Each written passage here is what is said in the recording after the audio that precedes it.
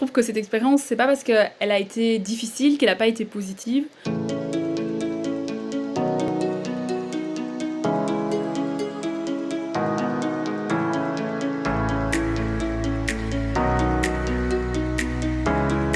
Cette année, elle m'a apporté beaucoup de choses, dans le sens où, en nous retirant tout notre confort, notre vie sociale, notre train de vie, nos habitudes, je pense qu'on est revenu à l'essentiel, c'est-à-dire à la famille, à la santé et à notre propre bien-être, avec peu de choses. Avec ma soeur, c'est vrai qu'on a quand même ressorti pas mal de choses qu'on appréciait quand on était petite. Par exemple, des puzzles. Ça nous a passé le temps, ça nous a permis aussi de se retrouver. Pendant le confinement, ce que j'ai fait, donc c'est beaucoup de musique. J'ai écrit beaucoup parlé avec mes amis. Ça a été super fort tourné développement personnel. Et être comme ça, confronté à toutes ces choses, forcément on se pose des questions et on apprend à se connaître nous-mêmes et à savoir ce qui est vraiment important pour nous. Moi, elle m'a permis vraiment de mûrir. Il y a des choses que j'ai comprises sur moi-même. J'ai compris à quel point je pouvais être fainéant, par exemple.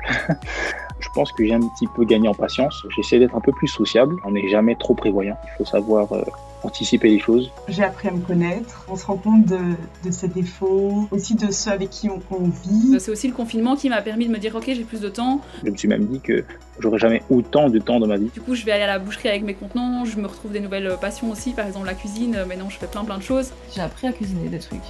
Voilà.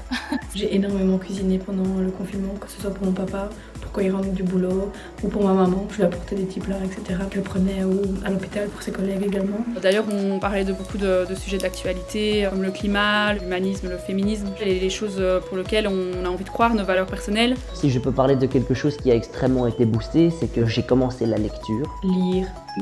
J'ai quand même lu. D'une certaine manière, j'en suis presque extrêmement reconnaissant parce que c'est quelque chose que je n'ai pas arrêté depuis et qui m'a fait énormément de bien. Mais j'arrive jamais à terminer un livre en entier, mais je lisais beaucoup de passages de beaucoup de livres, c'était cool.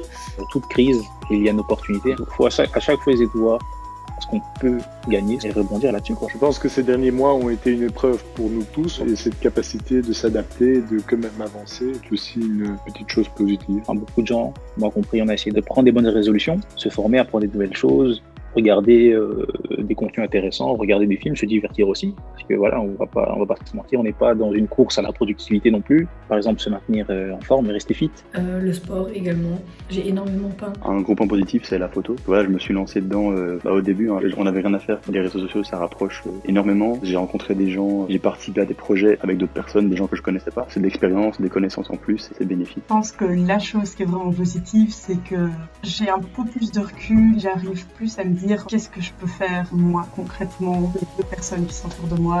Je reste végétarien, ça n'a pas changé. Par contre, ce qui est bien, c'est que pendant le confinement, on a vu que les gens se sont tournés vers plus des produits locaux. Je dépensais pas l'argent que je gagnais comme je le faisais avant, c'est-à-dire avec des amis.